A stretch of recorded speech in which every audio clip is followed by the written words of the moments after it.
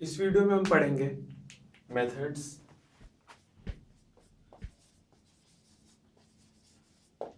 Attributes, ये दोनों classes के होते हैं।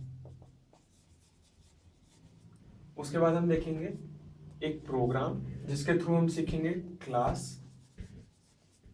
एंड ऑब्जेक्ट का डिक्लेरेशन।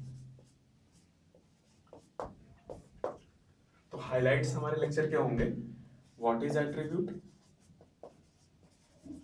इसका एक एग्जांपल, व्हाट आर मेथड्स, इसका एक एग्जांपल।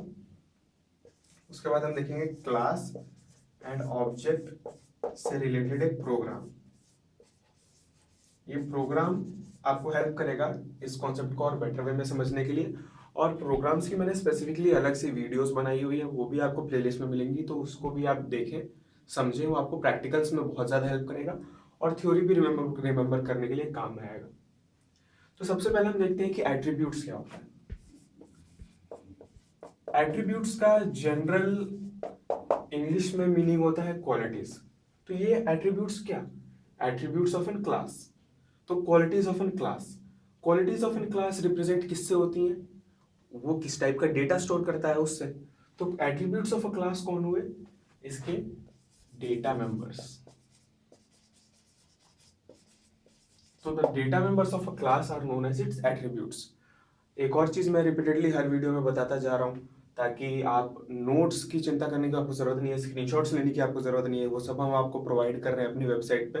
तो अभी आप बस वीडियो समझने के पर्पज से देखिए। एट्रीब्यूट्स डेटा मेंबर्स हो गए। उसके बाद मेथड्स क्या होते हैं।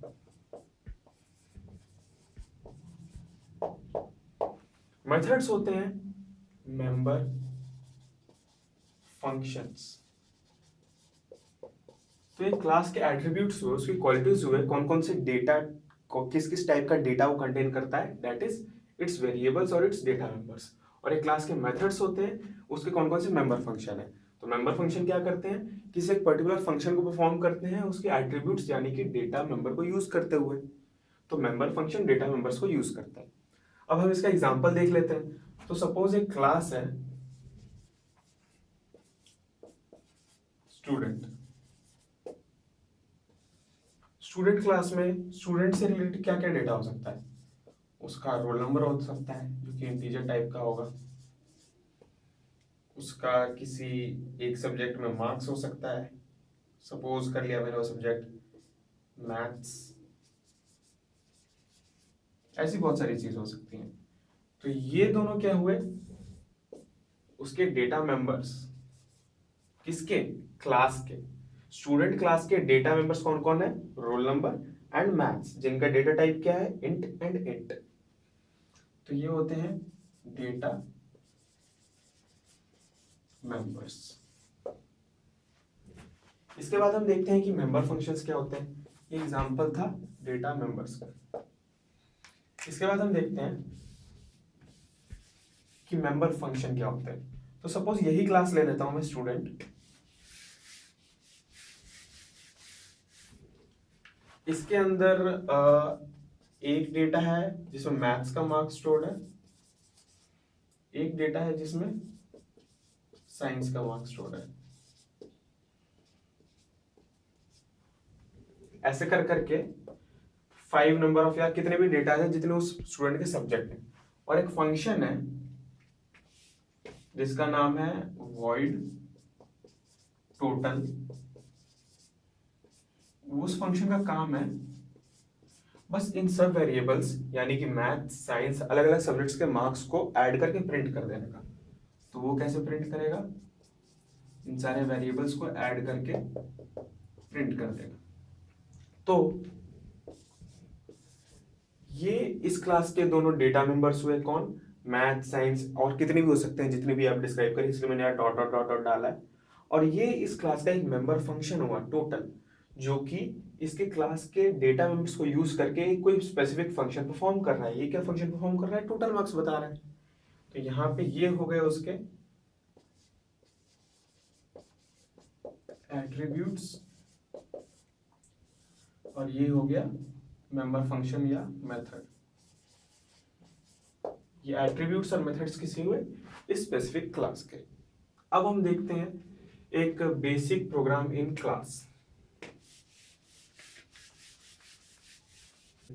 तो क्लास के अंदर सपोज मैं क्वेश्चन अपने मन से ले रहा हूँ। क्वेश्चन मैंने लिया है कि एक स्टूडेंट का मैं 5 सब्जेक्ट के अंदर मार्क्स डालूंगा और उन पांचों मार्क्स का सम या फिर उस पांचों मार्क्स का एवरेज मेरे को प्रिंट करना है, या फिर परसेंटेज कह लेते हैं अगर वो आउट ऑफ 100 हुआ तो क्वेश्चन मैंने लिया है, ये सेम क्वेश्चन मैंने नोट्स में भी बनाया हुआ है।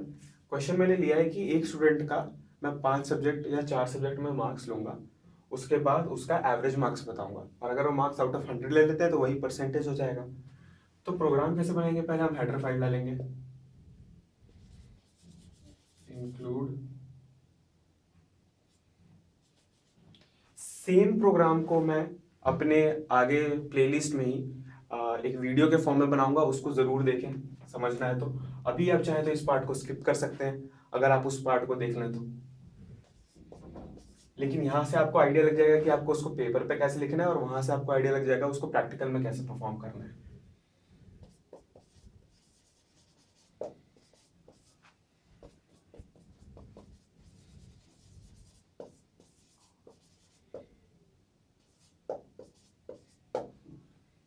फिर इसके बाद मैं क्या करूंगा, तो फिर अगर सब मैं इस प्लेलिस्ट में वो वीडियो बना ही रहा हूँ तो फिर यहाँ पे मैं उसको पूरा नहीं बताऊंगा, यहाँ पे बस मैं इंट्रोडक्शन देके छोड़ दूंगा कि कैसे इस क्वेश्चन को सॉल्व करना है। तो फिर क्या करूंगा, मैं एक क्लास बनाऊंगा, इस क्लास के अंदर जितने भी सब्जेक्ट हैं मेरे, उन सब्जेक्ट के मार्क्स को स्टोर करने के लिए एक एक वेरिएबल ले लूंगा, जैसे सपोज मैथ्स। ऐसे कर करके जितने भी सब्जेक्ट्स मेरे को चाहिए उतने सब्जेक्ट्स बना दूंगा। उसके बाद में एक फंक्शन लिखूंगा जो कि टोटल करता हो, या फिर परसेंटेज निकालता हो, या फिर एवरेज निकालता हो। तो इस क्वेश्चन में हम उसको एवरेज नाम दे देते हैं। ये फंक्शन क्या करेगा, इन सब मार्क्स को ऐड करेगा, जितने भी यहाँ पे वेरिएबल्स होंगे उनके नाम यहाँ पे आ जाएंगे, और इसको डिवाइड कर दूंगा मैं टोटल मार्क्स से। तो सपोज अगर आउट ऑफ 100 है मार्क्स, तो फिर आप 5 सब्जेक्ट हैं तो फिर टोटल मार्क्स हो जाएगा 500। इस वैल्यू को अगर मैं प्रिंट कर दूं